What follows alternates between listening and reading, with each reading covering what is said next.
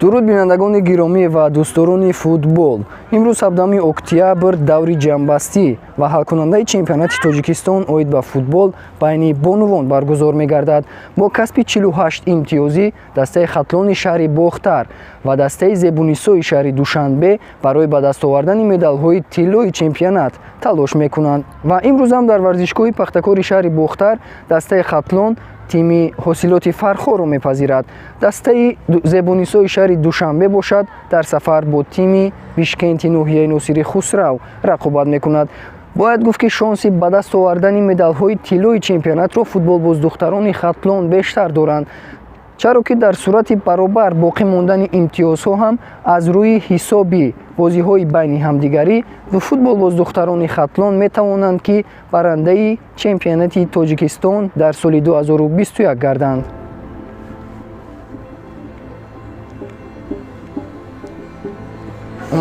омодагии мо насиби ғалаба ба даст овардан. Нақша дорем чанд гол бизанем? Насиб мезанем я 5-6.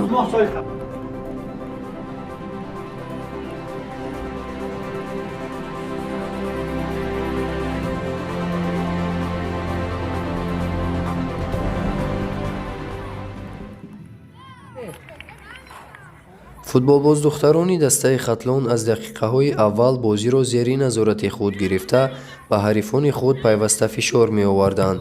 дар қисми аввали рақобат баъди ба ҳадаф расонидани голи дуюми худ ҳамлагари хатлон Лайло Ҳалимова барои таҷлили ғайриқоидавии гол аз ҷониби довар бо корти зарди дуюм муҷозот гардида аз майдон берун шуд. новобаста аз ин дастаи хатлон ба дарвозаи рақибон 9 голи беҷавоб зада медалҳои тиллои чемпионатро барои худ таъмин намуданд. имрӯз мо дар шаҳри Бохтар дар маросими ҷоизаспории лигаи футболи бонувон байни дастаҳои лигаи бонувони Калонсолон, яъне ки дар ин мусобиқа 10 даста ширкат варзиданд ва ин 10 даста дар шакли хона ва сафар бозиҳо баргузор гардид ва имрӯз бошад даври охирини лигаи бонувон баргузор гардид ки дар шаҳри Бохтар маросими ҷоизаспории он баргузор мешавад. ва бояд ёдовар шавем ки дастаҳое ки дар лигаи футболи бонувон ширкат меварзанд аз ҷониби Федератсияи футболи Тоҷикистон лигаи футболи бонувон тамоми хароҷотҳо пардохт карда мешавад ва инчунин дастаҳо бо лавозимотҳои варзишӣ ва тӯб низ таъмин карда мешаванд. маросими ҷоизасупорӣ баъди нисфирӯзӣ дар ҳамин варзишгоҳ доир гардид. медалҳои биринҷӣ ва нуқраи чемпионатро мутаносибан дастаҳои суғд ва зебонисо ба даст оварданд. футболбоздухтарони дастаи хатлон барандаи медалҳои тиллои чемпионат дар соли 2021 гардиданд. ҳамчунин ҳамлагари дастаи хатлон Лайло Ҳалимова ки дар ҳисоби худ 67 гол дорад унвони беҳтарин нишонзанро соҳиб шуд. дар 18 даври бозиҳо дарвозабони ҳамин даста Адолатхон Комилова бо сар додани ҳамагӣ 4 гол беҳтарин дарвозабон дониста шуд. мураббии чемпионҳо Қурбонгул Қурбонова бошад беҳтарин мураббӣ эътироф гардид.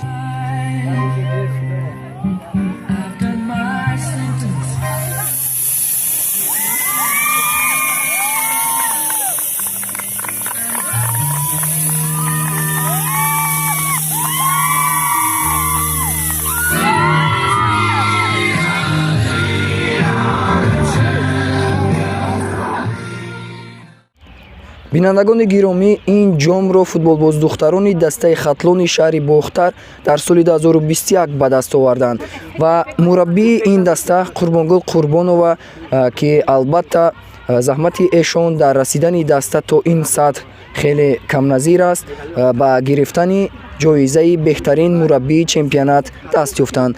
хуб, апай Қурбонгул, ба шумо пеш аз ҳама ҷоизаро табрик мекунем.